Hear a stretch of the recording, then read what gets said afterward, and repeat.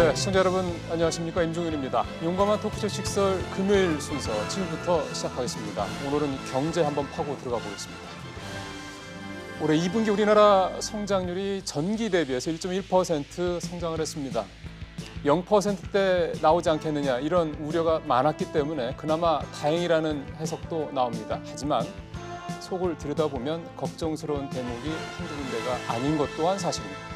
이번 주 들어 일본의 수출 규제 조치를 중심으로 우리 경제에 미치는 영향을 저희가 여러 차례 다뤄봤습니다. 오늘은 얼마 전에 나온 2분기 성장률을 비롯해서 수출 등 우리 주요 경제 지표를 중심으로 해서 지금 이 순간에 우리 경제 상황을 한번 종합적으로 진단을 해보겠습니다. 또 앞으로에 미칠 변수들은 무엇인지 또 살펴보겠습니다. 그리고 당연히 이런 상황에서 정부의 대책은 뭐가 필요한지, 부족하다면 이런 것들을 더 보완해야 될 것이다 얘기까지 가보고, 마지막으로는 그렇다면 올해는 한국은행이 엊그제 발표한 대로 2.2% 성장할 것이냐라는 부분까지 오늘 한번 종합적으로 진단을 해보겠습니다.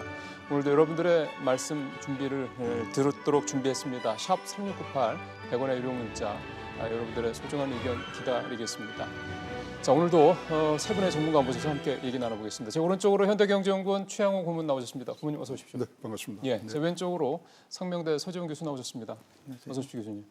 자, 마지막으로 정철진 평론가 오늘 또 모셨습니다. 어서 오십시오. 안녕하십니까. 예, 비 오는 날 오늘 오시느라고 고생 많으셨습니다. 자, 먼저 그제 한국은행에서 발표했죠. 2분기 성장률 소식부터 먼저 들어보시죠. 한국은행은 2분기 실질 국내 총생산, GDP 증가율이 전분기 대비 1.1% 성장했다고 밝혔습니다. 이번 1.1% 성장률은 지난 2017년 3분기 이후 7분기 만에 가장 높은 수준입니다. 1년 전 2분기와 비교해서는 2.1% 성장한 것으로 조사됐습니다. 2분기 성장률이 높게 나온 것은 정부가 30조 원 가까이 돈을 풀어 경기를 떠받친 게 결정적이었습니다. 실제 2분기 1.1% 성장에 정부와 민간이 기여한 정도를 보면 정부가 1.3%포인트, 민간은 마이너스 0.2%포인트를 보였습니다. 특히 민간 부문의 투자가 5분기 연속 마이너스를 기록하면서 민간 부문 부진을 주도했습니다. 건설 투자 쪽은 이제 주거용 건물 건설이나 이런 거를 계속 부진했기 때문에 설비 투자 같은 경우도 반도체나 이런 데서 이제 설비 투자 규모가 줄어들면서 마이너스 증가율을 보이면서 1분기에 비해 지표들이 나아진 것으로 보이지만 기저 효과를 걷어내면 경기 회복 신호로 보기 어렵다는 분석도 나옵니다. 특히 일본 수출 규제로 수출을 중심으로 민간 부분 경제 활력이 부진할 것으로 예상되면서 이대로라면 한국은행이 예측한 2.2% 성장도 버겁다는 지적입니다. 일본 문제가 없어서도 지금 민간 소비가 떨어지고 있고 설비 투자, 건설 투자는 계속해서 점점점 마이너스가 커지고 있단 말이에요. 앞서 이주열 한은 총재는 지난 23일 국회 업무보고에서 일본 수출 규제가 더 악화된다면 우리 경제에 부정적 영향을 줄 것이며 2% 성장도 어렵다고 밝혀 성장률 추가 하락을 시사한 바 있습니다. SBS CNBC 류정은입니다. 예, 우리 앞에서 유정훈 기자가 잘 설명을 했습니다만 수치만 좀 여러분들 이해를 돕기 위해서 한 번만 저희가 더 복기를 좀 하겠습니다. 2분기 성장률은 전기 대비 1.1%입니다. 참고로 올 1분기에는 마이너스 0.4%여서 걱정들이 참 많았습니다. 민간 소비 0.7% 증가했고 정부 소비 2.5% 증가했고요. 건설 투자 1.4%, 설비 투자 2.4% 각각 증가했습니다. 수출은 2.3%, 수입은 3% 증가했습니다. 이거는 어쨌든 눈에 보이게 나온 수치들이고요. 저희가 이제 이것만 가지고 우리 경제 상황을 다 플러스니까 좋은 거 아니야 이렇게만 볼 수가 없다라는 거면 다 주지의 사실이기 때문에 지금부터는 하나하나 좀 살펴보도록 하겠습니다. 먼저 세 분과 2분기 성장률 결과에 대한 총평을 한 번씩 들어봤으면 좋겠습니다. 우리 최 교수님부터 먼저 말씀해 주시죠. 걱정이 많이 앞섭니다. 지금 1.1%인데 사실 두 번째 소수점 두 번째까지는 1.07입니다. 그리고 한은에서 원래 예상했던 건 1.2%였거든요. 그럼 더 떨어진 거네요. 굉장히 떨어진 거죠. 네. 특히 이제 1분기 마이너스 0.3을 감안했을 때 이제 0%대 했을 때는 진짜 쇼크 정도의 생각을 했는데 그거보다는 나아졌는데요. 그러다 보니까 또한 이제 신문들에서 이런 얘기들 해요. 7분기 만에 최대치다 그러는데 굉장히 중요한 숫자들이 몇 개가 나왔습니다. 뭐냐면 반기 성장률이 2%가 안 됩니다. 여러분 1.9%로 끝났잖아요. 이건 10년 만에 처음입니다. 상반기 성장률이 0.9%로 네. 10년 만에 최저. 1.9%가 이제 최저가 됐고요. 예. 2009년도에 우리가 0.7% 경제 성장률을 갈 때 예. 그때하고 거의 비슷한 숫자의 지금 모습들을 지금 나타내고 있습니다. 예. 비록 정년 동기로 하면 2.1% 정도의 성장을 그렇대요. 해서 뭐 그렇다고 얘기를 하지만 작년도에 우리가 2.7% 성장률 했거든요. 예. 거기에 못 미치는 부분. 그다음에 최근에 한국은행에서 얘기했습니다만 잠재 성장률이 2.5% 주변으로 우리가 생각을 하고 있는데 네. 잠재 성장률보다 지금 밑도는 부분들 그렇죠. 이것들이 지금 이번 숫자로 나왔기 때문에 굉장히 예. 위험한 숫자들이 많이 나왔고요. 결국 이런 얘기를 쭉 하다 보면 그러면 답이 아니라 우리 앞에 놓여진 문제는 하반기가 걱정이다. 어떻게 갈 것인가. 그 걱정을 굉장히 많이 던져주는 숫자들을 알겠습니다. 보고 있습니다. 하반기 얘기는 저희가 뒷부분에서 따로 전망을 하면서 얘기를 좀 나눠보겠습니다. 자, 이번에는 우리 서 교수님 총평 한번 들어보죠. 예, 전기 대비 1.1% 성장했기 때문에 일단 그 올해 1분기에 마이너스 0.4% 성장한 거에 비하면 반등했다고 볼 수 있죠. 근데 이제 사실은 0.4% 마이너스 0.4%가 너무 낮았기 때문에 그렇죠. 기저 효과도 있는 거고요. 예. 보통 이제 우리가 그 계절성이 있기 때문에 GDP 성장률 같은 경우는 전년 동기 대비로 많이 봅니다. 전년 동기 대비로 보면은 2.1% 성장했다고 보는 게 맞는 것 같고요. 네. 근데 이제 그 내용을 들여다보면 우리 성장률 보통 얘기하면은 이제 소비, 투자, 수출 현황을 종합적으로 보고서 그렇죠. 이제 그걸 갖고 총평을 하는데 일단 정부의 투자와 그 소비가 없었더라 그러면 상당히 이 성장률 유지하기가 어려웠을 것 같습니다. 정부 힘이 컸단 예, 말씀이죠. 정부가 투자를 많이 하고 그다음에 소비를 이제 그 건강보험 의료비 지출 위주로 지출을 많이 하다 보니까 이게 사실은 성장률이 조금 이제 개선된 상황이고요. 예. 가장 우려되는 부분이 또 수출입입니다. 수출입 중에서 그 수출이 상대적으로 이제 수입보다 줄어들고 있는 상황이기 때문에 그 무역 수지 입장에 상당히 적자죠. 그런 측면도 상당히 불안한 요인이고요. 수출보다 수입이 더 수입이 더 늘어나니 늘어나고요. 적자가 늘어날 것이다. 그래서 이제 예. 그 한국은행 그 예상대로라 그러면은 이제 하반기에 한 0.8에서 0.9% 성장해야 당초 연 성장률 목표 2.2%에 도달할 수 있다고 하는데 워낙 그 하반기에 그 불확실성이 많이 있죠. 그렇죠. 일본 수출 규제 문제도 지금 산적해 예, 있기 예, 때문에 그런 것들이 쉽지만은 않은 것 같고요. 예. 전체적으로 다시 한번 말씀드리면은 그 정부의 어떤 투자나 소비가 상당히 그 주도했고 예. 그다음 민간 소비나 투자가 약했고요. 예. 수출이 상당히 그 약한 상황에서 그나마 이제 선방한 성장률이 아닌가 이렇게 생각이 됩니다. 수치상으로는요. 그러니까 수치상으로만 선방이지 하나하나 쪼개 보니까 우리가 앞서서 얘기했던 대로 좀 걱정할 만한 대목이 많이 보인다라는 거네요. 여기까지 또 듣고요. 자, 우리 정평론가님은 어떻게 보셨어요? 네, 이번 2분기 성장률의 핵심 키워드를 하나만 꼽으라면 역시 정부를 꼽을 수가 있을 그러네요. 것 같습니다. 네. 네, 정부에 의한 이제 성장이었다. 뭐 이렇게도 과언이 아닐 것 같은데요. 네. 그렇기 때문에 또 하나 우리에게 남겨진 숙제는 앞으로 이런 정부가 이끄는 성장을 어떻게 민간이 이끄는 성장으로 넘길 것인가에 그렇죠. 대한 숙제. 예, 또 이런 정부가 이끄는 성장이 얼만큼 지속될 수 있을까에 대한 숙제. 이제 그 두 가지가 의문으로 남게 되는데요. 우리가 이제 앞서서 분기 성장률 그래프를 봤었잖아요. 예. 근데 그 추이를 잘 보시면은 최근에 우리 한국 경제의 성장이 아주 전적으로 정부에서 좌우된다는 걸 알 수가 있는데 잘 보시면은 작년 4분기입니다. 분기 성장률은 0.9%를 성장을 하게 되면서 이제 가까스로 어쨌든 전체 성장률을 맞췄는데 저때 4분기에도 어떤 일이 있었느냐? 정부의 대대적인 이제 재정 집행이 그래요? 있었거든요. 예, 예. 그때 연말이니까 특히나 예, 어르신 예. 일자리에서 이제 0.9를 채웠기 때문에 왜 올 1분기에 마이너스 0.4%가 나왔는가? 전분기 대비죠. 그렇죠. 직전 4분기에 정부가 엄청 쏟아부었다가 이제 1분기에 안 써보니까 그대로 또 미끄러진 거거든요. 네, 네. 그럼 다시 2분기에 어떻게 회복했는가? 이번에 하나하나 또 논의하겠지만은 또 정부가 돈을 쏟아부어서 1.1을 채워놓은 거예요. 그러니까 저렇게 되니까 당장 걱정되는 건 3분기에 어떻게 될까? 정부가 이 돈을 계속 푸는 거를 멈출 때는 그 다음에 민간이 이걸 받아서 성장할 수가 있을까라는 그렇죠. 것이 화두이자 숙제이자 또 우려로 남는 이제 그런 평가를 내릴 수가 있을 것 같습니다. 어떠셨습니까, 여러분들? 각 우리 전문가분들의 총평 들어보시면서 어떤 분은 어떤 포인트를 두고 있구나라는 거 여러분들 좀 충분히 이해하실 거라 생각이 듭니다. 지금 사실은 세 분이 공통적으로 얘기했던 부분이 정부의 역할이 컸다라는 부분 아니겠습니까? 그제 한국은행 발표 내용 봐도 이번에 이렇게 1.1% 성장하는데 기여도 측면으로 보면은 정부가 1.3% 포인트였고 민간의 기여도는 마이너스 0.2% 포인트였다라고 이렇게 수치상으로도 나옵니다. 그러니까 결국은 세 분 다 공히 말씀하신 대로 정부가 아니었으면 1.1% 성장은 사실상 불가능했다 이렇게 볼 수가 있는 겁니다. 조금 더 깊이 들어가 보겠습니다. 자, 그렇다면은 앞서 우리 세 분 다 말씀을 하셨지만 우리 경제 주요 이 축인 소비, 수출, 투자 이 세 부분은 그러면 각각 수치 대비 의미하는 바가 뭐냐를 살펴보고 조금 더 여러분들께서 우리 경제가 주요 부문별로 현재 어떤 상황이고 정말 걱정을 심하게 해야 되는 건지 아니면 조금은 좀 마음을 놔야 되는지 한번 더 들어보도록 하겠습니다. 역시 또 최 교수님부터 먼저 여쭤보겠습니다. 소비 쪽 한번 좀 살펴보죠. 네, 민간 소비 아직 뭐 2015년부터 2.2%, 2.6%, 올해 이제 2.8%까지 올라오면서 견조하다고 얘기를 하는데요. 사실 우리 민간 소비 증가율이요. 옛날에는 10% 이상이고 항상 경제 성장률보다 높았습니다. 예. 그래서 2005년도에 그게 이제 역전이 되면서 갖고 왔기 때문에 하는데 요번에 나온 숫자들로 봤을 때는 민간 부분이 급격하게 와야 되는 그런 처음 보는 현상입니다. 그러면서 그거를 정부가 지금 채워주는 부분들이 되는 거거든요.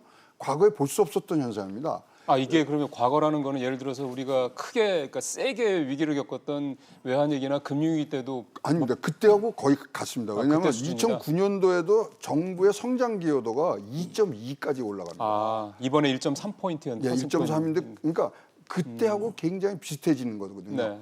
근데 최근에 올라왔던 그러니까 2015년부터 2.2, 2.6, 2.8이 올라가는 부분들을 자세히 예. 하나만 더 내려가면 무슨 얘기가 있냐면요.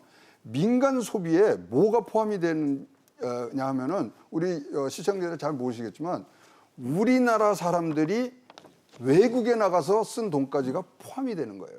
그럼 그게 과거와는 다른 아닙니다. 똑같습니다만 똑같은데. 그 폭이 커진 거죠. 다 밖에 나가 쓰는 돈이 커졌다는 말씀이군요. 예, 민간 아. 그래서 지금 40조 이상이 지금 나가고 있고요. 거의 5% 이상을 지금 해외 소비로 하는데 해외 소비한다는 건 우리나라에 기여가 안 되는 거거든요. 그렇죠. 이것들이 차근차근 쌓이면서 비록 2.2에서 2.8까지 올랐지만 과거에 볼 수 없었던 행태들이 지금 나타나고 있는 거죠. 해외 소비가 많아지고 등등을 봤을 때 결코 건강한 민간 소비의 증가세는 아니다. 그러면 아예 말씀하신 김에 그러면 현재 상황에서 소비가 앞으로 건강해질 수 있는 여지가 있다고 전망하세요? 일단 민간 소비의 시발점은 일자리입니다. 아, 그렇죠. 예, 소득이 늘어나야 되는데 뭐 잘 아시겠지만 우리 그 연령층 중에 가장 많은 민간 소비를 하는 층이 40대 아니겠습니까? 그렇죠. 40대 고용률 지금 굉장히 안 떨어지죠. 좋죠. 예. 그다음에 거기에 주변에 30대, 50대도 마찬가지로 지금 고용과 실업률이 우리가 볼 수 없던 숫자들을 보기 때문에 예. 결국은 다시 원점으로 들어가지만 일자리부터 일자리는 어디서 나오냐? 기업이 투자를 해야 된다는 거죠. 예. 그래서 이거 가만히 앉아서 얘기만 해더라도 순선안의 어떤 그림들이 나오는데 예. 지금 좀 중구난방식으로 정부가 여기 건드렸다 저기 건드렸다 하는 그런 모습들에 좀 안타까움이 많이 큽니다. 알겠습니다. 좀 아픈 지적을 해주셨네요.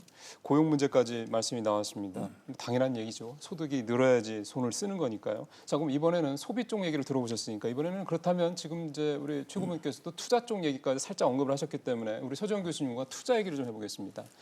2분기 수치만 놓고 보면은 투자 쪽이 다 건설도 그렇고 설비도 그렇고 다 플러스여서 시청자분들 입장에서 봤을 때는 투자가 우리가 뭐 굉장히 안 좋다라고 하는데 플러스네라는 생각을 하실 것 같습니다. 어떻게 이해하면 되겠습니까? 예, 일단 정부 투자하고 민간 투자를 좀 구분해 보겠습니다. 그렇죠. 정부 투자는 1분기에 이제 마이너스 0.6% 포인트 성장을 했습니다. 그러니까 오히려 반대로 그러네요. 이제 감소한 거고요. 근데 2분기 들어와서 1.3% 포인트 정도 성장하면서 정부 투자는 이제 늘어나고 있고요. 근데 민간 투자는 이제 1분기에 마이너스 0.1% 포인트에서 2분기에 마이너스 0.2% 포인트로 오히려 떨어지고 있어요. 더 안 좋아진다는 그러니까 얘기네요. 정부 투자는 이제 늘고 있는데 민간 투자는 이제 감소하고 있다. 사실 어떻게 보면은 1분기에 이제 반도체 설비가 사실 투자가 부진하면서 그 민간 그 투자가 위축된 게 사실입니다. 뭐 글로벌 반도체 경기가 악화됐다는 얘기도 있고 한데 어쨌든 그 민간 투자는 오히려 늘어나야도 됨에 불구하고 그렇죠. 정부 투자를 못 따라가는 상황이고요.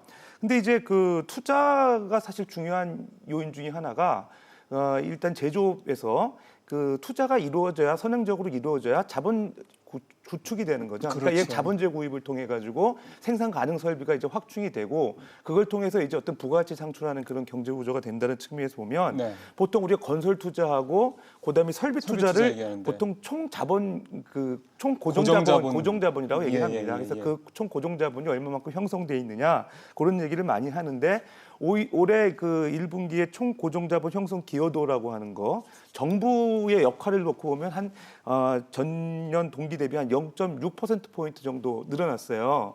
근데 0.6% 포인트 늘어났다 그러니까 조금 그 수치가 어떻게 해석이 될지 모르겠지만 지난 그 2016년도 1분기에 총 고정자 자본 형성도가 0.7% 포인트 늘어났다고 하는데 그 이후로 가장 높은 수치라고 해요. 그러니까 정부의 투자 역할이 상당히 컸다고 보는 거죠. 아까랑 마찬가지 예. 얘기가 되는군요. 예, 그러니까 결과적으로 보면은 실제 경제 성장률에서 정부가 이제 기여해서 성장을 주도했던 게 한 1.8% 정도, 그 다음에 민간이 0.3%라고 이렇게 봤을 때 80% 이상이 정부 그러게요. 투자에서 창출했다는 거죠. 그런 측면에서 보면 상당히 이제 민간 영역에서는 좀 우울한 분위기가 될 수밖에 없는 거예요. 정부의 역할이 예. 상당히 그 없다 그러면 민간 투자가 제한적인 측면에서 보면 앞으로 민간 투자 그 확대를 위한 예. 그 조치들이 많이 필요할 것 같습니다. 최고님 말씀을 최고님한테 소비 쪽 말씀을 여쭤봤을 때 민간 소비 쪽이 상당히 걱정스럽다는 말씀하셨고 투자 쪽에서 또 우리 소 교수님 말씀 나눠봤는데 역시 투자 쪽에서도 민간 투자가 걱정스러운 상황이다라는 말씀을 하셨고 근데 민간 투자에 조금 희망적인 요소가 있긴 해요. 그래요? 얘기 저희 들어볼까요? 연구원에서 좀 찾아봤더니 국내 통신사가 5G 확대하느라고 투자 준비를 하고 있고요. 석유화학 업체에서 대규모 투자 지금 준비하고 있고요. 그다음에 GTX 정부에서 하는 그러니까 건설 투자 쪽이 되겠구나. 사업 추진되고 SOC 가고 그래서 예. 괜찮고요. 지금 정부 움직임 중에 하나가 정부 주력 사업을 3대 주력 사업을 선정을 해서 거기에다가 많은 투자를 한다 그러니까 그거는 민간 투자입니까? 정부 이건 투자입니까? 정부 투자죠. 그렇죠. 그래서 3대 희망 요인은 하반기에 저희들이 발견을 했습니다만은 결국은 우리나라가 제조업과 이런 부분들에서의 좀 더 광범위한 투자 증대가 꼭 필요하다고 생각합니다. 네. 그리고 여전히 아직까지는 정부 주도의 투자 그렇죠. 정부 주도 성장입니다. 볼 수 있는 거고요. 알겠습니다. 두 가지 살펴봤고 이제 마지막 남은 섹터인 수출 쪽 상황 살펴보겠습니다. 네.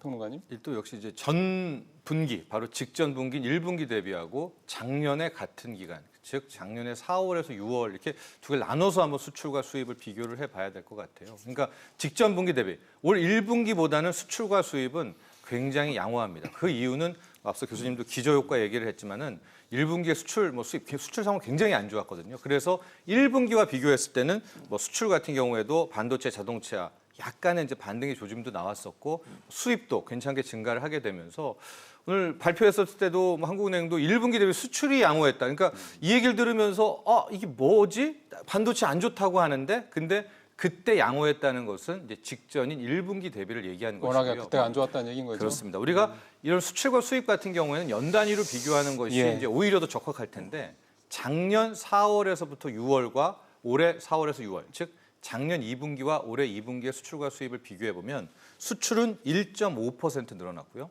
수입은 반면에 0.1% 늘어났거든요. 예. 근데 이제 이걸 잘 보면 우리가 이제 경제학 교과서에 불황형 흑자, 불황형 흑자 이런 게 나오는데 그게 뭐냐면 우리가 제대로 잘 돌아가려면 수출도 많이 늘어나고요. 수입도 많이 늘어가서 그 차이가 훨씬 컸을 때가 굉장히 좋은 건데 네. 교역에 있어서는 이 규모가 사이즈가 줄어드는 게 안 좋은 굉장히 거죠. 큰 부담입니다. 그렇죠. 근데 이 작년과 올해 비교해 봤을 때 분명히 수출 수입에서 어쨌든 흑자를 낸다지만 수입이 고작 0.1%밖에 안 늘어나는, 즉 수입이 더 급감하게 되면서 전반적으로 흑자를 맞추는 그런 모양새였거든요. 시청자 입장에서 봤을 때는 아니 수입이 줄면은 적자도 좀 덜 나오고 좋은 거 아니야? 이렇게 생각하실 수 있잖아요. 그렇죠. 그러니까 우리가 보통 가게에 있어서는 월급 많이 받고 덜 쓰면 좋은 거다라고 생각하겠지만 국가 간의 경제에서는 교역이잖아요.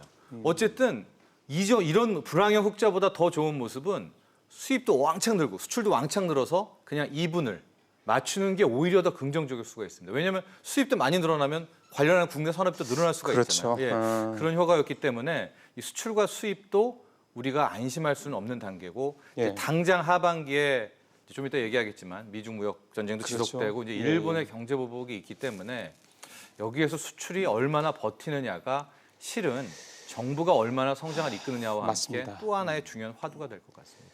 사실 수출 얘기를 하면은 조금 저희가 이게 개별 품목이긴 해서 좀 그렇긴 합니다만 짚어봐야 될 게 사실은 반도체입니다. 뭐 작년에 여러분들 잘 아시는 것처럼 우리 수출의 뭐 5분의 1 거의 20% 이상이 반도체였기 때문에 그 부분을 좀 살펴보지 않고 우리가 수출 얘기를 그냥 딱 매주제하기는 조금 아쉬운 대목이 있는데 일단 이건 종평은 마저 조금 반도체가 일단 저희도 엊그제 말씀을 이제 방송을 통해서 말씀드렸습니다만 7월 20일까지의 통관 상황을 봤을 때는 수출이 마이너스 13%였고 반도체는 마이너스 30%였어요. 전년 대비 마이너스 30%다. 그러면은 많은 분들이 큰일 났네 이제 생각이 드실 것 같은데 이 반도체 부분은 그러니까 아직은 안 좋다라는 거를 다시 한번 확인을 한 거죠. 그렇죠. 이제 전반적으로 좀 반도체에 대한 업황 설명하고 단기간에 지금 나타나고 있는 흐름 이렇게 두 개 좀 나눠서 설명을 해드려야 될 것 같은데요. 지금 반도체 수출이 이렇게 악화가 되고 있는 것은 뭐 수요가 급격하게 떨어졌다라기보다는 우리가 이제 그 단가라고 하죠. 뭐 D램이라든가 낸드 플래시 가격, 개당 가격. 개당 가격이 떨어지면서 전체적인 반도체 수출액이 줄어들게 되는 거거든요. 그러나요? 10개 팔아도 가격이 떨어지면 그만큼 규모는 줄어든 것처럼 보이니까. 그렇습니다. 이제 그럼 가격은 왜 떨어지느냐? 이제 어마어마하게 반도체 슈퍼사이클 때 재고를 다 쌓아놨기 때문에 재고가 이제 엄청 쌓여 있거든요. 삼성전자나 SK하이닉스나 이제 그것 때문에 영향을 받아서 반도체 어렵다, 수출이 부진이다라는 건데 참 묘한 흐름이 나타나고 있는 것은 또 뭐냐? 단기적으로 이제 7월 1일 일본이 경제보복에 대한 3가지 품목을 제한하고 예. 뭐 이런 흐름이 나오지 않았습니까? 근데 그렇게 될 때 이 현물 가격을 좀 보면 단기적으로 D램이라든가 뭐 DDR 랜드 가격이 최근 한 2, 3주 동안에 반등의 모습이 이제 나왔단 뭐 한 말이죠. 20% 올랐다는 얘기도 나오고 예, 있어요. 품목에 따라서 뭐 예, 17% 품목에 이상 따라서. 오른 것도 있거든요. 이건 어떻게 된 것인가? 이제 이게 막 갑론을박도 말고 여의도 증권가에서는 뭐 여러 가지 얘기가 있는데 어쨌거나 일본이 3가지 품목에 대해서 제재를 한다라고 하니까 당분간 그런 반도체 생산과 공급이 타이트해질 것이다, 줄어들 것이다. 그러면 못 만들면 뭘 팔겠습니까? 기존에 재고를 다 털어서 팔게 될 테니까 그렇게 될 경우에는 재고 부담 덜고 반도체 업황 좋아질 거라는 그것이 최근에 한 3주간 반영이 됐다. 또 이런 기대감 때문에 외국인도 삼성전자를 묻지마 매수하고 글쎄, 그런데요. 하이닉스다. 뭐 이런 해석이 있는데 또 일각에서는 이제 현물 벤더들이 있잖아요. 현물 그러니까 우리가 뭐 농산물도 유통하듯이 유통업자들이 좀 단기간 좀 차익 취하려고 현물가를 조작하는 거다. 또 이 흐름이 꺾이게 되면은 언제 그랬냐는 듯이 또 외국인들이 삼성전자, 하이닉스 팔 거니까 긴장을 늦추지 말아야 된다.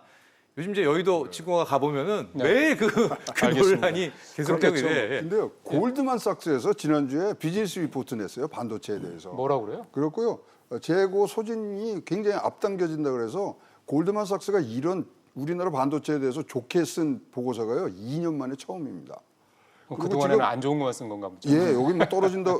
굉장히 이 골드만삭스가 여기 우리나라 이 점수가 나쁘거든요. 예. 근데 여기서 얘기하는 우리가 가격 얘기를 하는데 가격이 이제 뭐 주요 거래처하고는요 고정 가격입니다. 예. 여기는 영향이 안 됐고 이 시장에서 파는 물건들인데 그게 20%도 안 됩니다. 따라서 지금 올라갔다 내려왔다 이 부분들에 부분들에 대해서는 크게 뭐 우리 주 거래 이 생산처인 삼성전자나 SK하이닉스가 이렇게 문제가 되는 건 아닌 것 같고요. 예. 재고 소진 아까 말씀 정철진 평론가 얘기한 것처럼 재고 소진 지금 삼성이 14조 정도 어치의 재고를 갖고 있는데 그게 당겨지면은 가격이 올라가는 거거든요. 픽스드 가격, 고정 예. 가격까지. 그래서 이것 때문에 지금 뭐 사실 뭐 지금 우리의 이 메모리 반도체를 네. 만드는 데 목표 가격도 굉장히 지금 올라가고 있고요. 진짜로 지켜봐야 될 부분인데 굉장히 중요한 최근의 흐름은 가격은 떨어졌지만 반도체 물량은 늘어나고 있습니다. 그래서 그래서 전체- 수요가 는다는 얘기예요? 예, 어디선간 지금 늘어나고 아. 있고요. 지금 소위 말하는 데이터 센터의 수요는 아직도 지금 남아 있기 때문에 뭐 우리가 생각하는 4분기 뭐 그렇게 빨리 올 것인가에 대한 부분은 좀 의문점이 논란의 여지가 있지만 있습니다만 예, 알겠습니다. 돌아오는 분위기는 맞다고 보고 있습니다. 소규성 혹시 반도체 네. 관련해서 혹시 코멘트 하실 게 있으시면 뭐 예, 반도체가 이제 그 관세청에서 발표한 그 데이터 7월 1일부터 20일까지 보게 되면 이제 실적이 30% 이제 줄고 있다고 하는데요. 말씀하신 대로 이제 어떻게 보면은 그 수요가 줄었다기보다는 가격이 낮았기 때문에 그런 요인이 있는 거고요. 하반기에 사실은 이제 반도체를 그럼 대체할 수 있는 사실 산업이 있어야 수출 실적이 좋아질 것 같은데 한 가지 좀 고무적인 거는 최근에 그 친환경차에 대한 그 유럽 이나 캐나다, 러시아 쪽에 수출이 늘고 있어요. 우리가요? 예. 우리가 그래서 친환경차를 많이 예, 수출을 해요? 그 뭐 하이브리드라든지 플러그인 하이브리드 예. 이런 차들의 어떤 수출 실적이 늘고 있어요. 그래서 네. 그 올해 그 상반기만 놓고 보면 한 전년 동기 대비 40% 정도 늘고 있기 때문에 그게 사실은 이제 반도체를 대체하는 효과로 나타날 수 있을 것 같고 그 다음에 또 이제 그 뭐 수출 관련됐으니까 조금 더 말씀드리면 반도체가 사실은 이제 부진해서 상당히 이 하반기 여파도 좋지는 않아요. 근데 하나 또 보면은 일본에서 그 수입하는 정밀기계 제어 어떤 기계 이런 것들에 대한 수입도 지금 한 25% 정도 지금 감소하고 있거든요. 그런 거 보면은 수출입 실적에 대한 전망을 반도체만 놓고 보면 상당히 우려하는 분들이 많은데 좀더 넓혀보면. 친환경차라든지 오히려 수입이 이제 일본으로부터 줄어들고 있는 부분. 그렇죠. 그다음에 상반기에 자동차 일본 수입 규모가 한 25% 정도 늘었었는데 하반기에 좀 양상이 다를 것 같아요. 일본 예. 그 차 불매 운동도 하고 있기 때문에 그런 것까지 다 이게 반영이 되면 반도체는 여전히 이제 하반기에 안 좋을 것 같긴 한데 다른 산업에 좀 도움에 예. 있어서 수출이 좀 더 악화되는 건 제한적이지 않을까 생각합니다. 알겠습니다. 말씀하신 대로 우리나라 경제가 천수다. 반도체 천수다 경제인 것 같아요. 맞아요. 반도체 예. 호황되면 잘 되는 거고. 맞습니다. 그거를 이제 바꿔보자고 이제 바꿔야 뭐 됩니다. 계속 얘기가 좀 나오는 거 아니겠습니까? 네. 어떻게 보면은 그런 우리의 구조적인 문제에 대해서 이번 일본의 수입 규제 조치가 우리를 한번 좀 분위기를 환기를 시켜줬다라는 측면으로 뭐 아주 좋게 보자면요. 그런 지적도 그래서 나오는 것 같습니다. 자, 지금까지 저희가 이제 참 어려운 거시 문제, 지표들 문제이기 때문에 조금 길게 우리 각 전문가분들의 말씀을 들어보고 그거의 의미를 여러분들에게 설명을 드렸습니다. 이제 지금부터는 본격적으로 안 좋다라는 건 여러분들께서 다 이해를 하셨기 때문에 그럼 이제 이 안 좋은 거를 어떻게 좋게 만드느냐라는 부분 쪽으로 얘기의 좀 주제를 좀 넘어가도록 하겠습니다. 첫 번째부터 살펴볼 게 일단 가장 당장 나온 거는 어제 나온 정부의 세제 개편안입니다. 앞서도 뭐 뉴스를 통해서 들어보셨던 것처럼 소위 말하는 이제 감세 3종 세트를 통해서 앞으로 5년간 매년 5년간 5,500억 정도의 세금을 덜 걷겠다, 감세를 해주겠다 이런 내용이 이제 핵심 내용이 되는 건데요. 이 부분에 대해서 실질적인 효과가 있는지 이 부분 좀 살펴볼 거고요. 그 다음에 또 하나 정부가 내놓을 수 있는 대책이 큰 게 역시 통화정책, 금리 문제 아니겠습니까? 또 마침 그제 최근에 금리를 또 전격적으로 인하했기 때문에 이 부분에 대한 얘기까지 두 가지를 중심으로 좀 얘기를 나눠보겠습니다. 정평론가님부터 먼저 좀 여쭤볼게요. 세제, 그러니까 어제 나온 세제 개편안의 핵심 내용은 기업들 감세 줘서 이제 경기 부양을 유도하겠다, 경기 부양을 하겠다 이 내용이라고 이제 그렇습니다. 분석들이 나오는데. 네. 1조 5,500억 5년간 규모가에 대해서는 이게 효과가 있겠냐라는 지적들이 나오네요. 그렇죠. 사이즈에 대해서는 조금 너무 작다. 저걸로는 어떻게 큰 뭐 이야기가 되겠느냐라는 얘기는 나오고는 있지만 또 반면에는 정부가 이렇게 되면 큰 방향을 튼 건가? 라는 이제 거기에 대한 또 하나의 평가와 두 개가 함께 나오는 그런 대목이기도 한데요. 문재인 정부의 대기업 증세 정책이 그러니까 23%, 22%, 25%를 법인세 올렸던 올리고 시작을 했지만요. 이번에는 법인세는 건드리지 않았지만 이제부터 차츰차츰 큰 뱃머리를 돌리는 것이 아니냐라는 감세 그런 쪽으로. 평가도, 감세 쪽으로 예. 나오고 있는데요. 내용은 아주 쉽게 말씀을 드리면 앞으로 5년 동안에 이제 기업이 이제 투자를 한다거나 R&D를 한다거나 설비 투자할 경우에 이제 세액공제 차원으로 예. 세금을 깎아주겠다. 그러면서 민간 섹터에서 투자를 좀 늘리겠다 좀 하는 것이 이번 정부의 이제 목적이고 그것이 이번 세법 개정안에 담긴 핵심 내용이기도 한데요. 여기에 대해서 이제 당장 나오는 게 너무 적다. 5년간 1조 원대가 너무 작다라고 하겠지만은 제가 말씀드렸듯이 이것을 시작점으로 해서 큰 틀에서의 현재 문재인 정부가 기업을 바라보는 시각이라든가 예. 그것들이 함께 이제 전환될 수 있는 것 아닌가? 여기에 대한 이야기도 함께 나오고 있고요.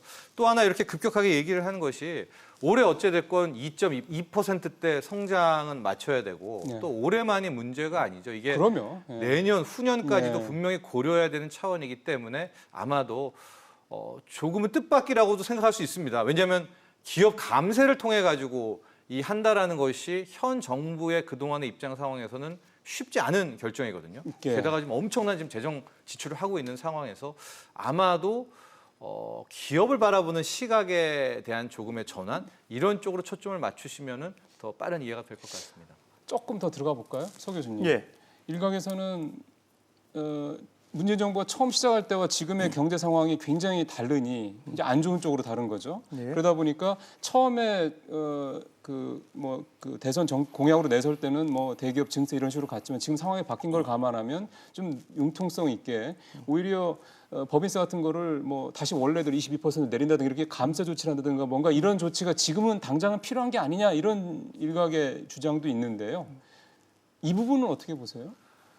예, 지금 고용이 감소하고 있고요. 그다음에 이제 가계소득이 줄면서 결과적으로 이제 뭔가 투자가 이루어지지 않으면은 뭔가 경제가 안 좋아지는 상황에서 그 재정 투자를 확대한다는 측면에서 보면은 대기업 감세 방향성은 맞는 것 같아요. 그러니까 일단은 그 가장 좀 눈에 띄는 거는 그 생산성 향상 시설에 대한 그 투자 세액 공제 이제 과거에 지금 1%였던 거를 2%로 이제 대기업에서 늘려줬거든요. 늘려준 거죠. 예. 그게 뭐 일각에서는 너무 작은 거 아니냐. 또 어떤 분들이 이제 한시적이기 때문에 좀 제한적이다. 이런 부분 얘기하시는데요. 뭐 한시적이라고 하더라도 1%에서 2% 늘린 건 상당히 좀 고무적이고요.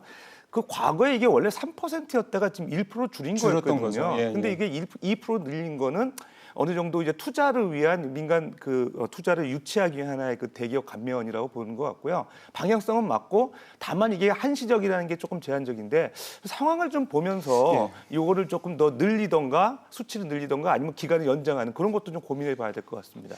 그 감세도 좋고 지금 말씀하신 3종 세트를 통해서 이렇게 세금 내려주고 법인세 뭐 아예 법인세를 이제 낮춰주거나 등등등 이런 부분들도 있고 한데 이제 많은 분들이 이 문제 얘기 나오면 항상 걱정하는 게 아까 우리 정평론도 잠깐 언급하셨던 거지만 결국은 재정 건전성 문제에 대한 우려를 어떻게 극복을 할 거냐 이런 부분들이거든요. 이런 상황에서 재정 건전성 문제를 어떻게 우리가 접근하는 게 좋겠습니까? 요즘 같은 이런 위기 상황에서는. 아니 뭐 이 요번에 나온 이 정책만 보면 시뮬레이션 해봐야 뭐 향후 5년 동안 5천억도 안 됩니다. 아까 별 효과 없단 말씀이시죠? 이도저도 아닌 감세 효과입니다.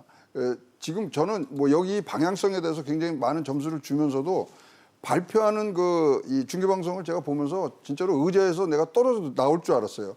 무슨 말씀을 하시냐면 경제가 어려우니 기업이 준비한 투자조차 뒤로 미루고 있는데 예정된 투자를 더 뒤로 미루지 않도록 이번에 세제를 개편합니다. 이렇게 말씀하셨단 말이에요.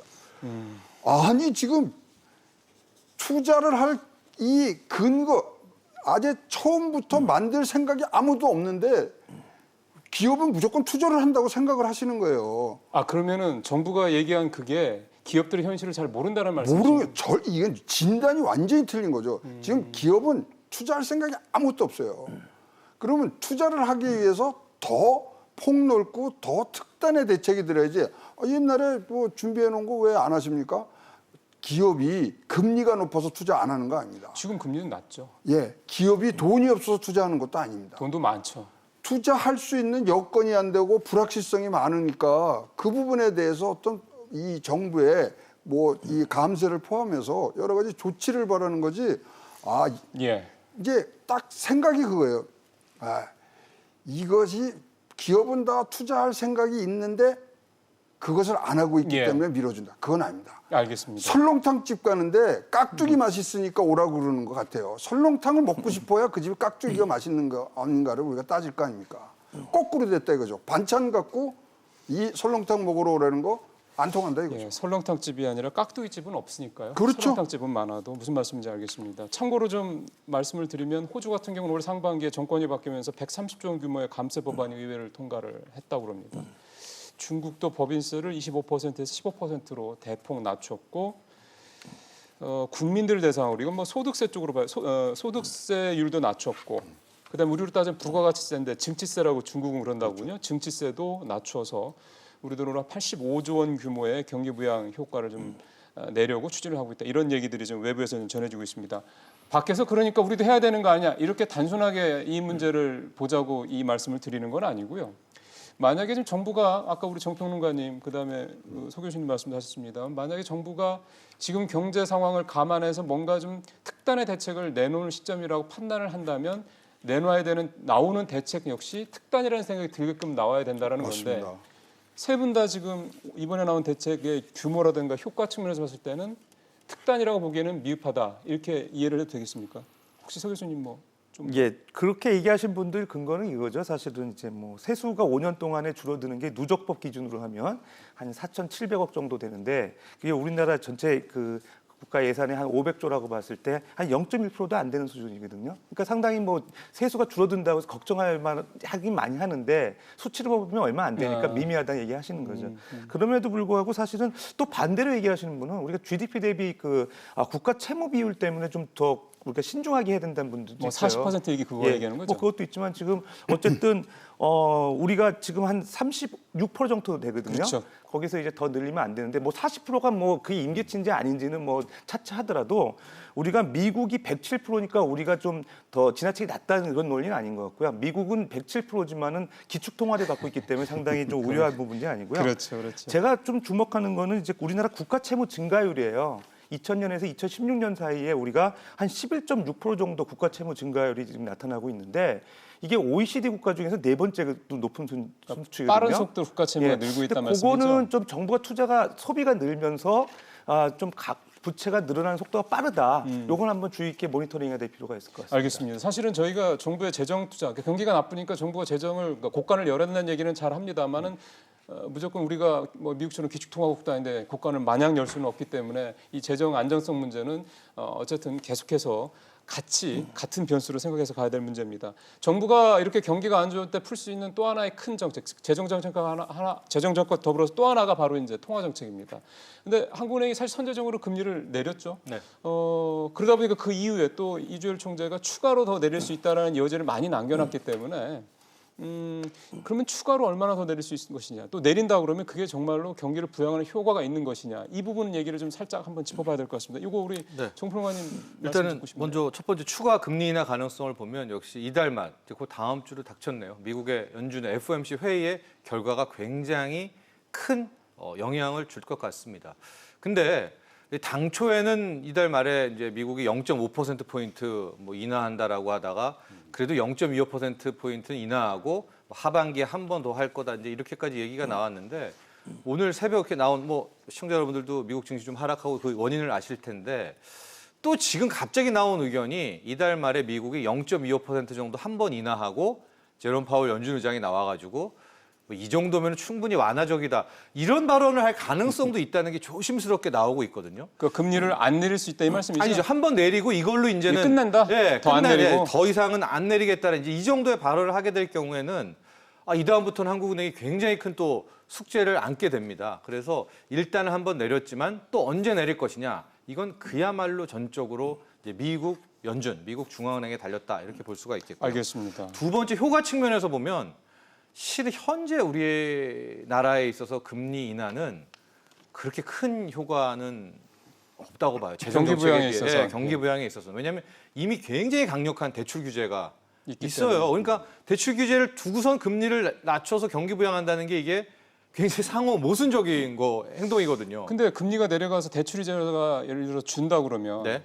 그러면은 예를 들어서 한 달에 50만 원 대출이자가 한 달에 예를 들어 그냥 이건 아주 좀 단순해서 얘기하면 한 달에 한 30만 원을 준다 그러면 그냥 흔히 생각하면 20만 원 정도의 여유가 생기는 거 아니냐 이렇게 생각할 수도 있지 않을까요? 그렇습니다. 그래서 3일 전이었죠. 이 당국에서 제2차 안심전환 대출이라는 상품을 그렇죠. 8월에 내놓겠다라고 이제 얘기를 했는데 저는 아마도 여기에 실은 방점이 찍혔구나. 이게 뭐냐면 신규로 대출해 가지고 그 돈으로 유동성을 막 푸는 거는 힘들지만 기존의 대출자에게 제2 안심전환 대출이 뭡니까? 거의 지금 아마 8월 초에 나오면 한 연 2.1, 2.2%의 장기 고정으로 바꿔준다는 거거든요. 갈아탈 수 있다는 거죠. 전환시켜준다는 겁니다. 네. 그렇게 될 경우에는 대출자들의 부담이 좀 줄어들고 알겠습니다. 가처분 소득이 늘어나고 소비가 늘려 이걸 노린 것이 아닌가. 왜요, 네. 최고위원님? 우리가 채무자 입장에서만 보는데 사실 우리가 금융 자산을 갖고 있는 게 2,200조예요. 그리고 그 가계부채가 1,700조거든요.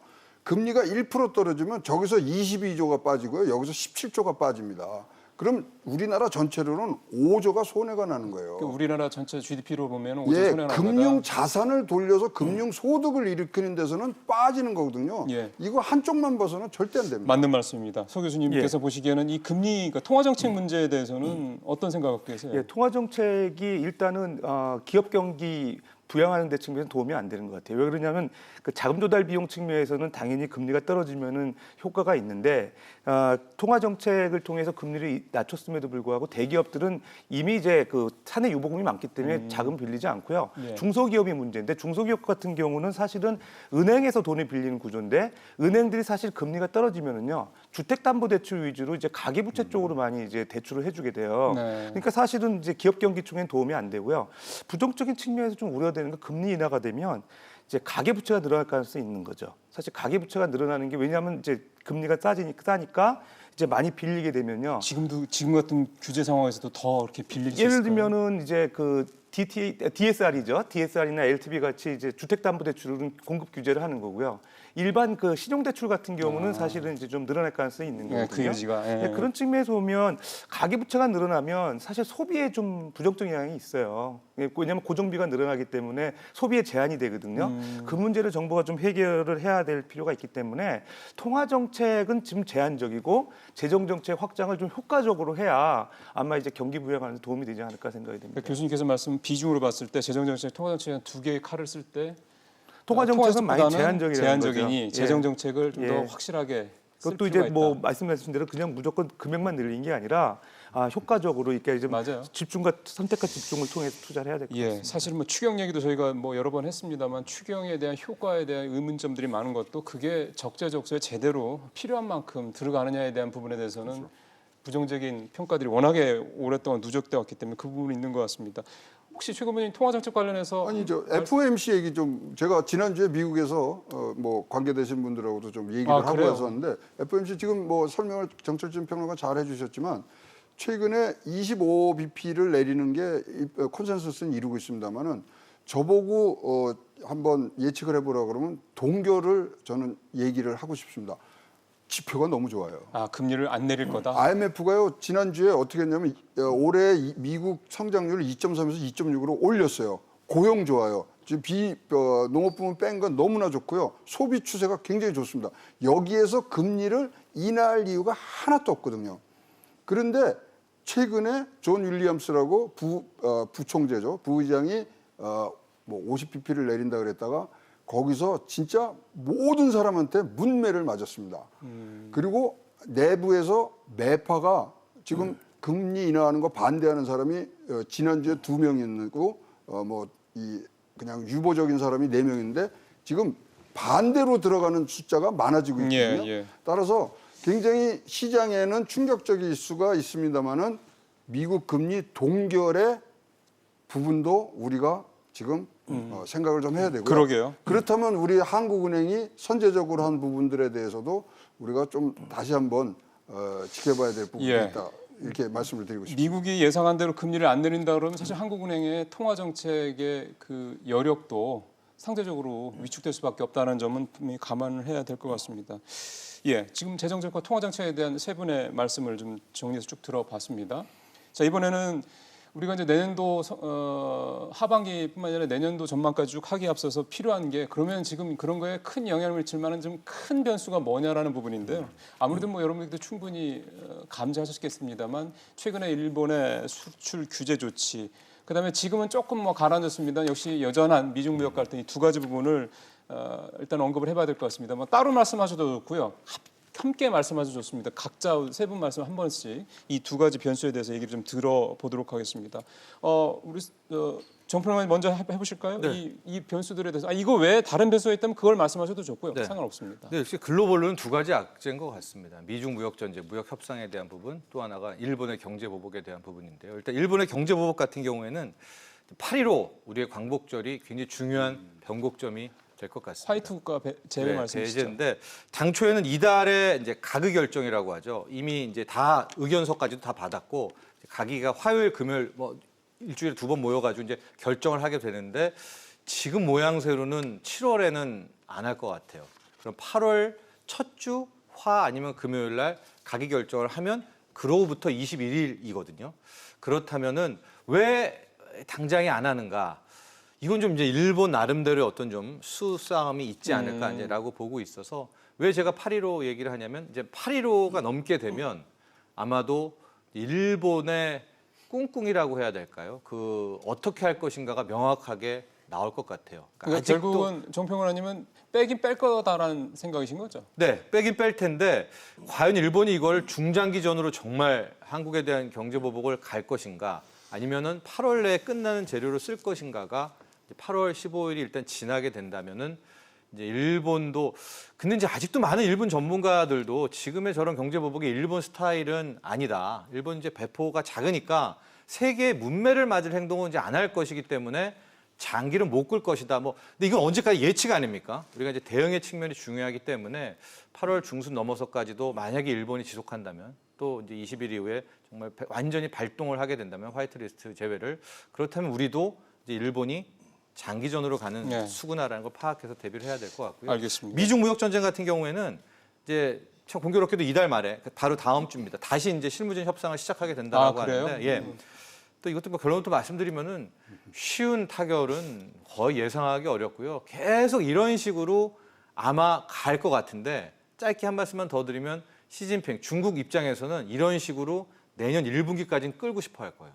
그런 이유는 다음에 뭔가요? 왜냐하면 트럼프 대선이 11월이잖아요. 예. 문제를 내년 한 여름쯤에 한번 일으키었으면 그렇게 해서 그런 식으로 재선에 전략을 악영향을 미치게 하겠다 악영향을 미치게 이거죠. 하는 수법이겠고 반면에 트럼프 입장에서는 어찌 됐건 연내에 이제 중국에 대한 뭐 한 사건, 그러게요. 그러니까 한국의 뭐 국영기업 공격이다, 뭐 원화 절상, 위안화 절상 여러 카드가 있지만 연내에 좀 승부수를 띄우지 않을까 이런 예측을 해봅니다. 그러게요. 미중 무역대까지 우리 정평론가님 비유를 좀 들어봤고요.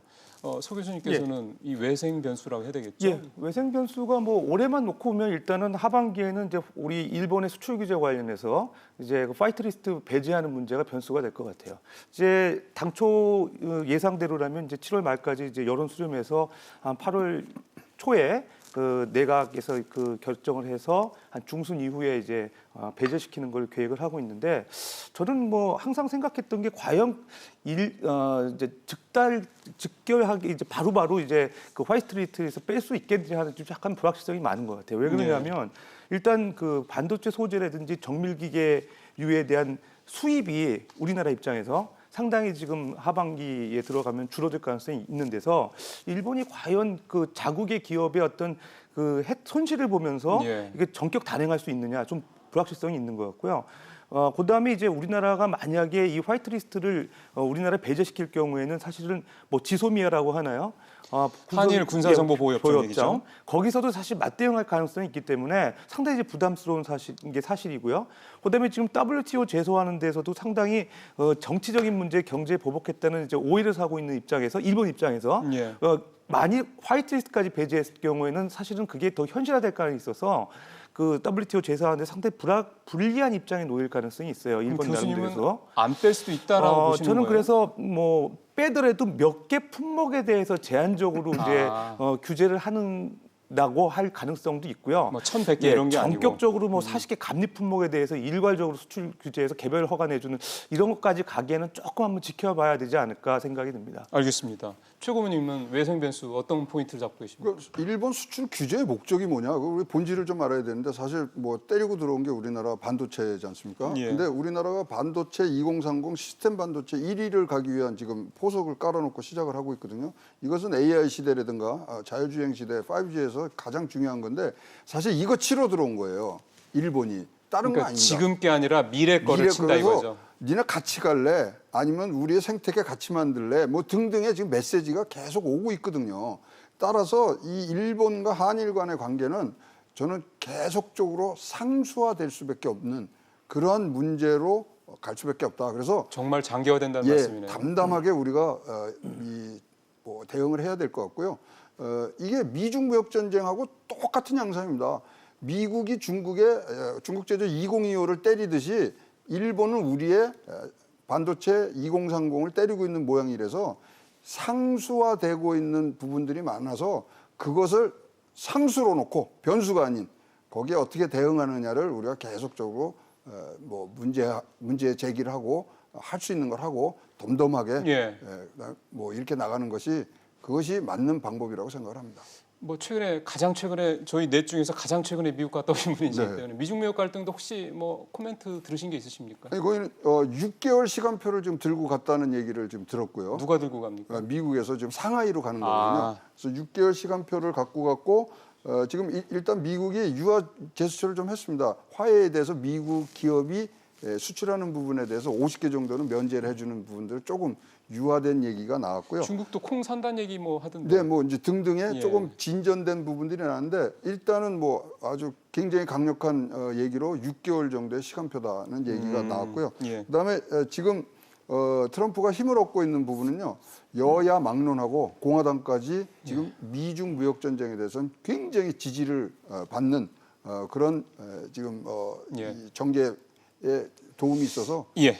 많이 좀 그것도 길어질 것 같은 생각이 많이 있습니다. 그러면은 세 분 다 공이 이 일본의 수입 규제 조치도 그렇고 그다음에 미중 무역 갈등도 그렇고 단기간에 끝날 문제는 아니다라는 거에 대해서는 같은 말씀을 하고 계셔서 그럼 결국은 이게 우리 경제에는 한두 달 뭐 1, 2분기 정도가 아니라 여러 분기 또는 뭐 적어도 뭐 많게는 뭐 1년 이상 그렇죠. 이렇게까지 영향을 미칠 수 있다라는 점을 이제는 아예 감수하고 그 대책 정책들을 이제 살펴봐야 되겠다 이렇게 한일 볼 수 있겠군요. 간에 대해서 우리가 이제 미국 중재를 바라는 그런 뭐 진짜 그런 기대감도 있지만 미국은 1도 없습니다. 알겠습니다. 그것까지도 참고를 해야 되겠습니다. 이제 오늘 저희가 쭉 다뤘던 각종 경제 지표들, 그다음에 외생 변수들, 그다음에 이제 정부가 쓸 수 있는 큰 카드 쭉 이제 여러분들께서 지난 벌써 한 50분 됐군요. 한 50분 가까이 이제 말씀 쭉 들으셨습니다. 그럼 지금부터 이제 우리가 어떤 식으로 이 부분을 이제 디테일하게 구체적으로 가야 될 것이냐의 부분을 좀 살펴보도록 하겠습니다. 사전에 좀 말씀을 드릴 수 있는 거는 정부가 이제 소득 성장을 펼쳐서 소득이 굉장히 좀 늘어나지는 않고 있습니다. 기대만큼 늘지 않고 있죠. 이것 때문에 정부의 정책에 이제 여러 가지로 좀 뭔가 변화가 필요한 이런 지적도 당연히 좀 나오고 있는 거고요.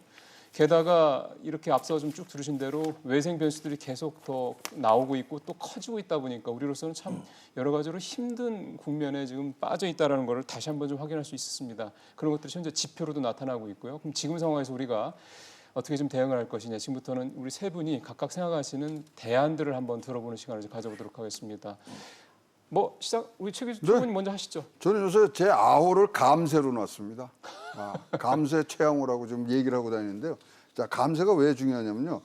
일단은 이 경기 부양의 어떤 주도권을 민간한테 넘겨줘야 됩니다. 그래서 민간이 주도하는 경기 부양이 가야 되는데 그렇다면 이것을 뭐 다시 소득 재분배 차원에서 갖고 와서 다시 나눠주는 모양보다는 유동성을 시장에다 놔두자 이거죠. 무슨 말씀이세요, 이거? 그러니까 세금을 감세를 해달라는 거예요. 근데 감세를 하는데 우리가 지금 법인세라는데 직접세를 얘기하는데 저는 간접세까지도 간접세라는 것도 우리가 어떻게 부가가치세 같은 거 10% 하는 거를 뭐 7, 8%로 내리든가 해서 원래 문재인 정부 초반에는 8%로 지금 현재 10%대 8%로 네. 내리겠다는 논의도 있었다면서요. 그게 가야 됩니다. 그리고 지금 현재 우리가 근로자의 46%가 지금 면세점에 있거든요. 예. 지금 세율이 중요한 게 아니라 세금의 양이 중요하고요. 따라서 감세를 통해서 우리가 시장의 유동성이 그대로 남아서 돌 수 있게 만들어주는 게 가장 특단의 대책인데 다들 감세하면 직접세만 얘기해요. 간접세 가야 되고요. 부가가치세 말씀하시는 예, 거고요. 등등의 뭐 간접세들 많지 않습니까? 근데 거기다 플러스해서 어떤 효과가 있냐면요. 만약에 세금을 100만 원을 우리가 감세를 해주면 소비자들은 우리나라의 특성상 125만 원을 쓴다 이거죠. 더 쓴다는 얘기네요. 그럼요. 그래서 앞에 세금이 줄어들 것까지 다 땡겨서 쓰기 때문에 현재 우리가 아픕니다. 지금 뭐 마데카솔 바르고 이래서 날 병이 아니잖아요. 아주 근본적인 이 포도당이 아닌 진짜로 스테로이드 들어가고 항생제 들어간 약을 한 번은 써야 될 때라고 생각을 하고요. 감세가 지금 저는 답이라고 생각을 합니다.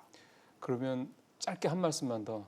25%로 좀 올렸지 않습니까? 그러면 다시 원점 22% 말씀하시는 겁니까? 뭐 그거 내려와도 되고요. 뭐 사실 뭐 기업에 대한 세율은요. 사실 실효 세율을 우리가 따져야 되는데 그거는 충분히 낮아져 있고요. 그렇죠. 저는 좀 더 영향력이 더 퍼지는 간접세 쪽으로 갔으면 알겠습니다. 좋겠다는 대안이 예, 있습니다. 보니까 호주도 그렇고 앞서 말씀드린 호주도 그렇고 중국도 그렇고 법인세만 건든 게 아니라 이 부가가치세라든가 이렇게 직접적으로 국민들한테 지갑을 그러니까 나가던 걸 안 나가게 해주는 부분들에 대한 직접적인 어떤 조치를 취한 거는 참고를 할 필요가 있을 것 같습니다.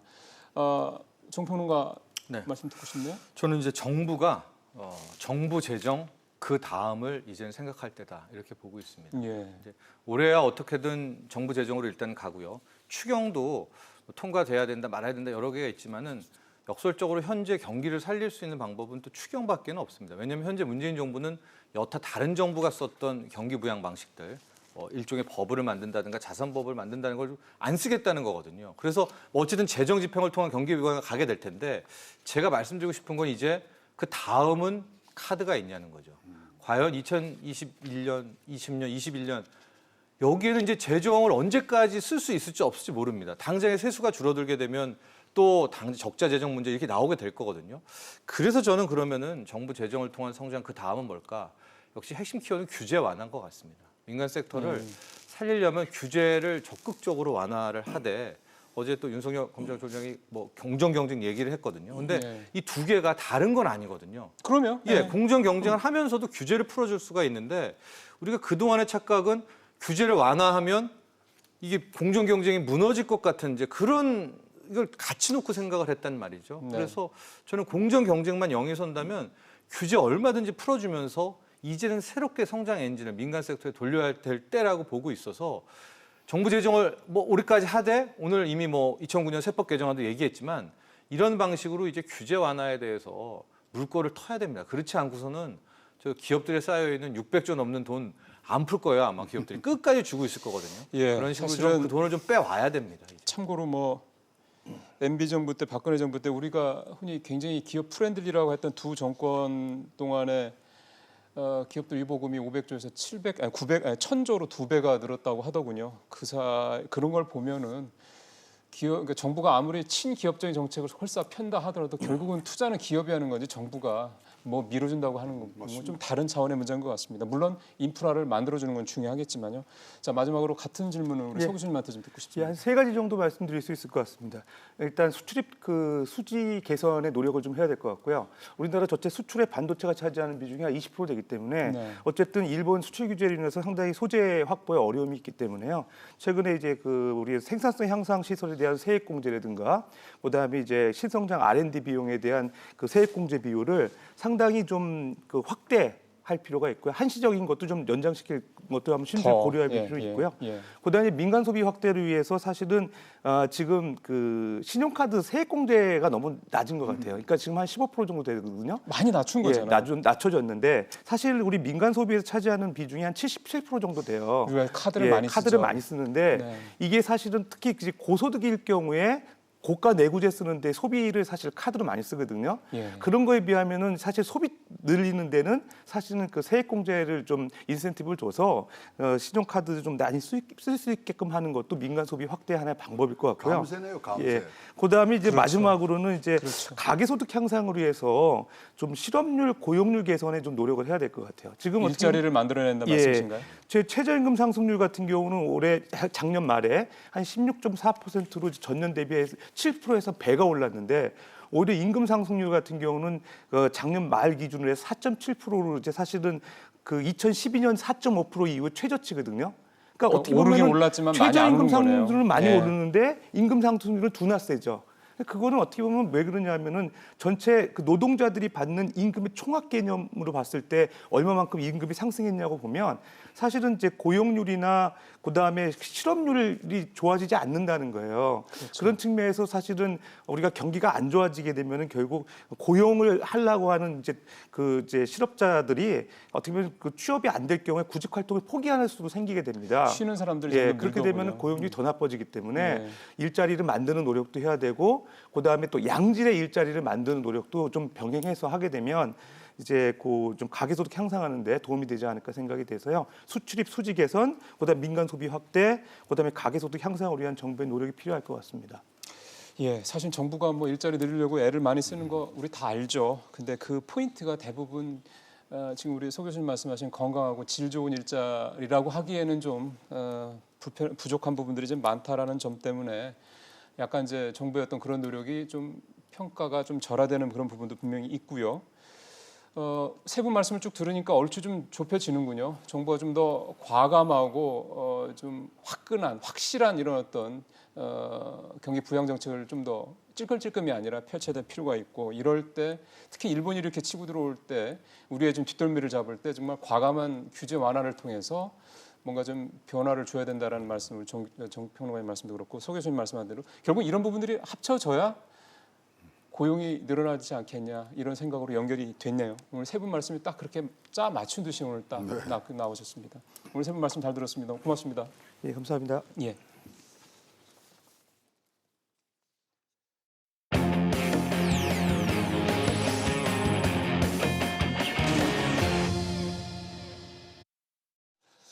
예, 윤석열 신임 검찰총장이 어제 임명장을 받고 업무를 시작했습니다. 문 전 대통령은 살아있는 권력에도 엄정하게 대처해달라고 당부를 했습니다. 윤 총장도 공정한 경쟁 질서를 무너뜨리는 범죄에 대해서는 엄단하겠다고 각오를 밝혔습니다. 세상 돌아가는 소식 이슈 따라잡기 시작합니다. 문재인 대통령은 윤석열 신임 검찰총장에게 임명장을 수여하면서 공정한 사회를 만드는 일을 검찰의 사명으로 여겨달라고 말했습니다. 살아있는 권력에 대해서도 엄정한 자세를 당부했습니다. 청와대든 또는 뭐 정부든 만에 하나 권리권들이 있다면 그 점에 대해서는 정말 이렇게 엄정한 그런 자세로 이렇게 임해 주시기를 바라고요. 윤 총장도 취임식에서 공정 경쟁을 화두로 내놨습니다. 기업뿐 아니라 정치권에도 같은 기준을 적용해 수사할 뜻을 밝혔습니다. 권력기관의 정치 선거 개입, 불법 자금 수수, 시장 교란 반칙 행위, 우월적 지위의 남용 등 정치 경제 분야에 공정한 경쟁 질서를 무너뜨리는 범죄에 대해서는 추호의 망설임도 없이 단호하게 대응해야 할 것입니다. 일각에선 대기업들의 불공정 거래 관행이 수사에 타깃이 될 거란 분석도 나옵니다. 윤 총장은 대검찰청에 공정거래 수사 지원 조직을 신설하는 방안도 검토하고 있는 것으로 알려졌습니다. 검사장급 이상 고위 간부 인사는 이르면 오늘 발표될 걸로 보입니다. 적폐 수사와 대규모 기업 수사 등을 주도하는 서울중앙지검장엔 윤 총장과 사법연수원 동기인 배성범 광주지검장이 유력하게 거론되고 있습니다. 예, 저희 바로 들어가도록 하겠습니다. 오늘은 전 데일리안 논설실장인 이종구 실장 모셨습니다. 실장님 어서 오십시오. 네, 안녕하십니까. 예. 네. 이게 검찰 얘기부터 좀 당연히 좀 해야 될 것 같은데 네. 인사 폭이 생각했던 것보다 계속 이렇게 커지네요. 네, 커질 것 같습니다. 어차피 지금 초유의 인사 파괴다라고 얘기가 나오지 않습니까? 워낙 기수 차이가 기수 차이가 크니까요. 예. 김영삼 대통령 시절부터 따지자면 평균적으로 2기수 정도 차이가 나요. 언제나 다음 총장이 2기수 정도, 많아봤자 한 3기수 정도가 굉장히 큰 폭이었고 그런데 지금은 다 5기수가 차이가 나거든요. 그렇기 때문에 5기수 차이에서 지금 21명 정도가 선배기수가 있어요. 그러면 그 선비기수가 자리를 지금 현재는 13사람이 사표나 또는 사퇴 의사를 밝히고 있는데 9분 남아 있습니다. 그러니까 지금 신임 총장 바로 윗기수들 중에 그런데 그 9분에 거치는 만약에 계속 자리를 지키더라도 13석이 공석이지 않습니까? 그렇다면 13석부터 그러니까 대검 차장부터 시작을 해서 다 연쇄적으로 이렇게 이동을 하게 된다면 상당히 폭이 커지고요. 네. 또 윤 총장의 스타일이 또 여성 검사를 굉장히 좀 우대하는 스타일이거든요. 중앙지검 당시에도 이전 이 중앙지검에 있을 중앙지검장보다 훨씬 여성 검사들의 어떤 발탁 비율이 높아요. 상대적으로 그만큼 검찰에서 여성 검사들의 이 위로 가는 비중이 적었다는 얘기 되는 상대적으로 거죠? 상당히 적었죠. 그러니까 아직까지도 그러니까 남성 우위의 어떤 문화가 바뀌지 않은 것이 또 검찰이라는 어떤 그 성격인데 그래서 그런 것들을 종합해 보면 굉장히 큰 폭이 될 것이다라고 지금 예상을 할 수밖에 없죠. 또 하나 포인트는 고위직의 이제 여성 검사가 또 얼만큼 올릴 것이냐. 발탁될 것이냐. 그 두 가지 포인트를 시청자 여러분들께서 좀 같이 좀 참고하시면 도움이 될 것 같습니다. 결국은 이렇게 되면 일단 검찰총장은 이제 윤석열 총장이 됐고 그 다음에 이제 중요한 포스트 한 곳이 바로 이제 법무부 장관인데 지금 저희가 어제도 말씀드렸습니다만 조국 수석이 갈 가능성이 높다는 얘기가 있어서 만약에 그게 된다 그러면 조국 윤석열 조국 이 투톱 체제가 될 수도 있겠군요. 네, 그렇습니다. 그런데 거의 가능성이 거의 제가 보기엔 99%가 아닐까. 그러니까 그만큼 높다는 거죠? 네, 여러 가지 어떤 정황이 있지 않습니까? 조국 수석, 민정수석 당시 아직은 뭐 사퇴를 안 했으니까요. 민정수석이 집권 여당인 더불어민주당 의원들, 특히 법사위 의원들에게 자신의 어떤 그런 프로필 경력과 관련해서 의문점들을 해명하는 그런 또 문자를 텔레그램으로 보내지 않았습니까? 그럼 의지가 없다면, 본인의 의지가 없다면 그걸 보내지 않았을 테고요. 아, 그럼 본인도 준비를 하고 있다? 이미 뭐 청와대 내에서도 그런 이야기들이 많이 또 그 청와대 출입 기자들 내에서 돌고 있는 게 이미 검증이 끝났다라고 이야기하는 관계자 그 멘트들이 좀 있었나 봐요. 오프 더 레코드를 전자로 해서. 장관은 인사청문회 대상이 아니죠? 네, 그렇습니다. 그런데 이제 청문회를 하되 그러니까 이 임명은 가능하죠. 대통령이? 예. 왜냐하면 이제 청문 보고서 채택을 안 하더라도 두 번 정도의 어떤 그런 요구를 한 다음에 임명은 강행할 수가 있죠. 그러면은 뭐 크게 국민들의 비난이 있을 만한 결격 사유가 없는 한 대통령이 조국 현 수석을 법무장관 임명할 가능성은 상당히 높다. 상당히 높을 수밖에 없겠죠. 왜냐하면 지금 일각에서는 조국 수석을 바라보는 지금 문 대통령의 어떤 시각이 바로 노무현 대통령이 자신을 바라봤던 시각과 똑같다.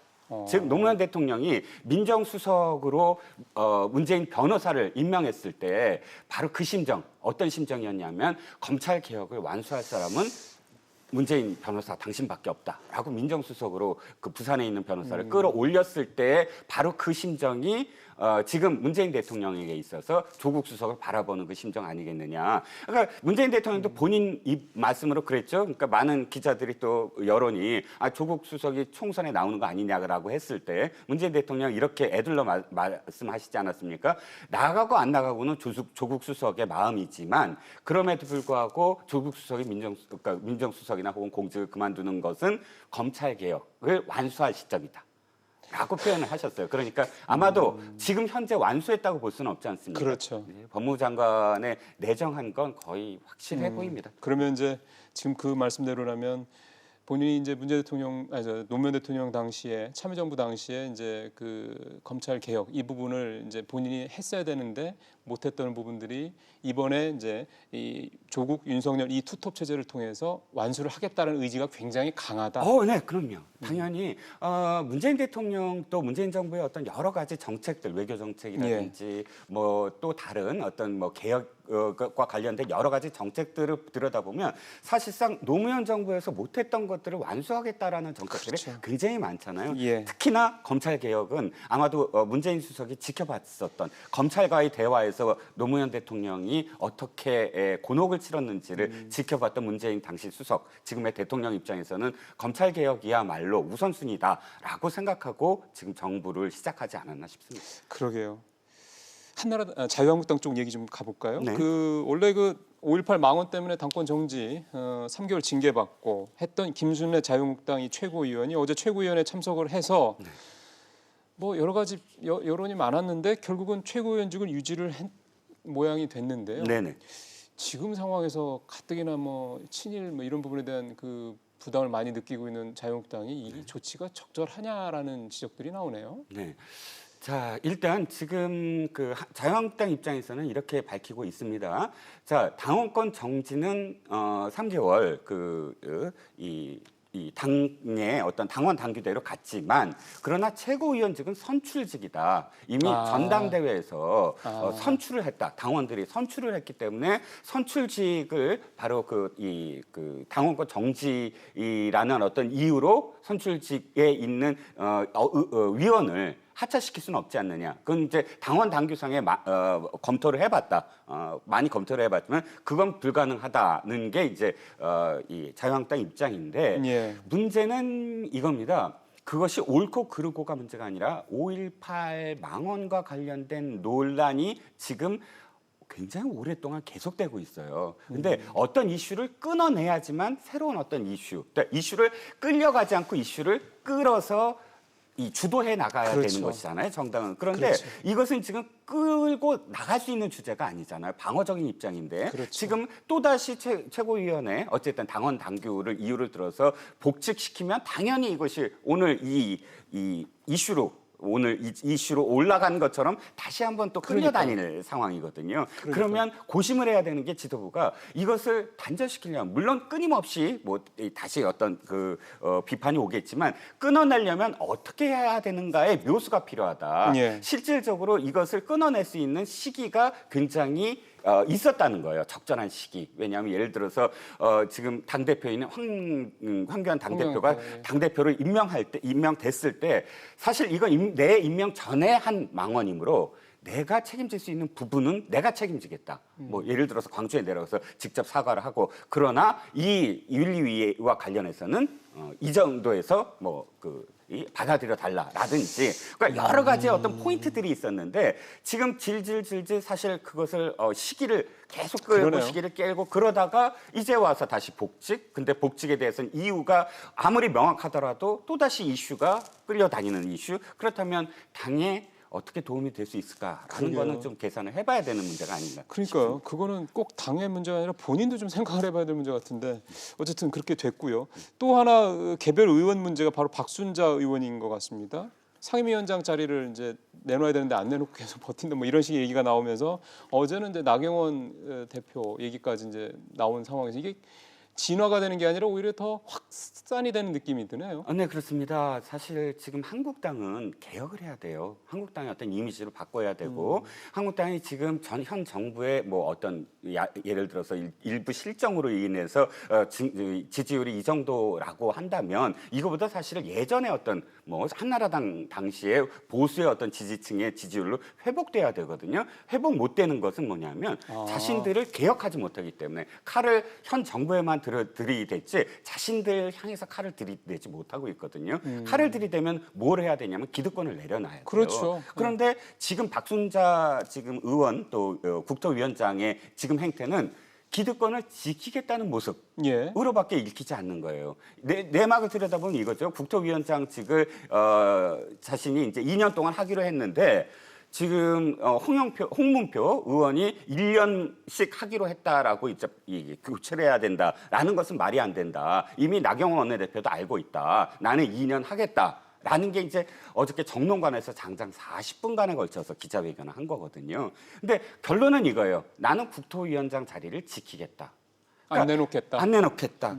그러니까 이게 어떻게 비춰지냐면 그것이 사실일지라도 문제는 선당 후사의 입장 그리고 기득권을 어떻게 내려놓느냐 입장 이런 이 중진 의원들의 어떤 모습이어야 되는데 그럼에도 불구하고 선당 후사 안 보이고 내가 이거 꼭 지켜야 된다. 그 이유는 원칙이다. 이렇게 비춰짐으로써 자신의 문제만이 아니라 한국당의 어떤 이미지를 상징화되는 그런 상황이 돼버렸다는 것이죠.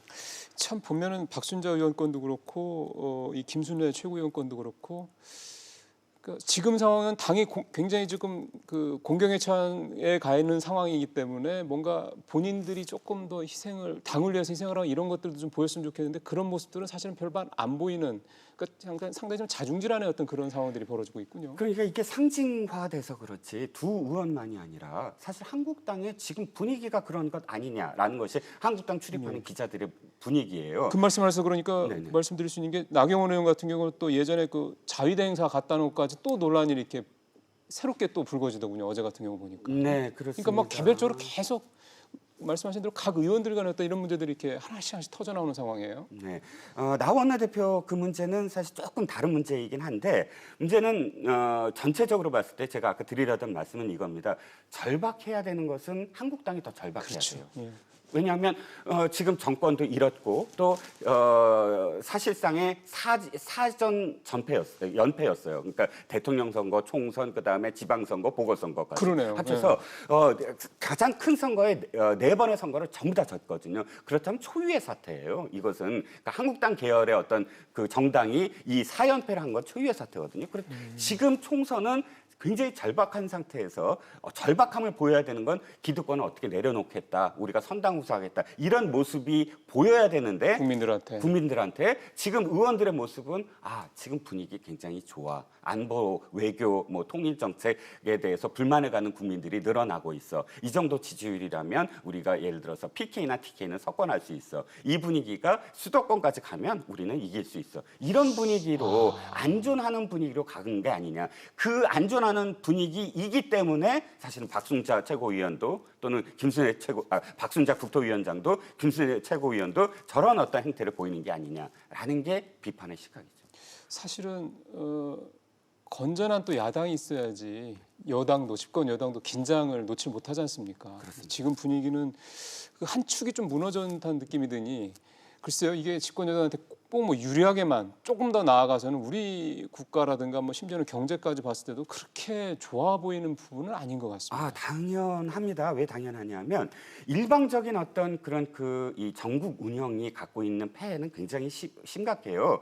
만약에 야당이 제대로 돌아가는 어떤 야당이 있다면 여당 내에서도 반대의 목소리가 나오기 시작할 겁니다. 왜? 우리가 저렇게 지금 잘하고 있는데 우리가 뭔가 잘하려면 정책을 좀 바꿔야 돼. 한쪽으로만 바라보지 말고 이런 쪽도 바라봐야 돼. 이런 목소리가 나와야지만 건강하게 전국 운영이 돌아갈 수 있는데 안타까운 건 지금 더불어민주당이 이렇게 일사불란한 적이 없어요. 일사불란함이 사실 일사불란함이 꼭 좋은 건 아니거든요. 그 전을 보시자고요. 그렇죠. 집권하기 전에 물론 6개월마다 한 번씩 지도부가 바뀔 정도로 좀 혼란스러웠어요. 하지만 그럼에도 불구하고 언제나 자기 목소리를 내는 의원들이 있었거든요. 그런데 요즘에는 그런 게 없다. 더불어민주당에서 비주류라는 표현을 우리가 쓴 적 있나요? 언론에서 주류 비주류 이런 게 나눠지지도 않아요. 그러니까 다른 목소리를 내는 의원들이 없다. 이것은 건강한 어떤 정당으로서는 그렇죠.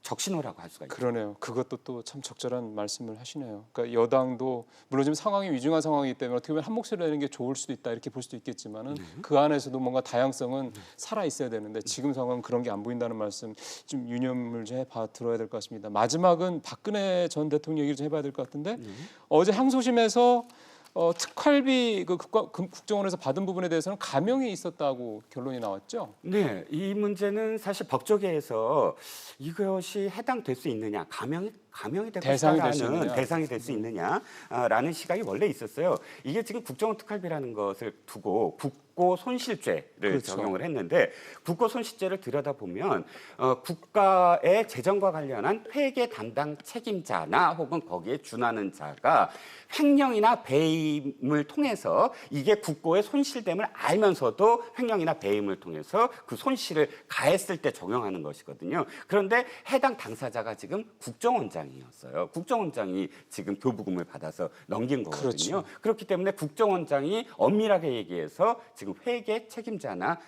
거기에 준하는 자라고 할 수 있느냐는 거예요. 있다고 봐야 되는 거 아닙니까? 책임자가 아닙니까? 국정원장이. 굉장히 그러니까 회계 책임자라는 건 이거죠. 국정원 기조실장은 회계 책임자예요. 그렇게.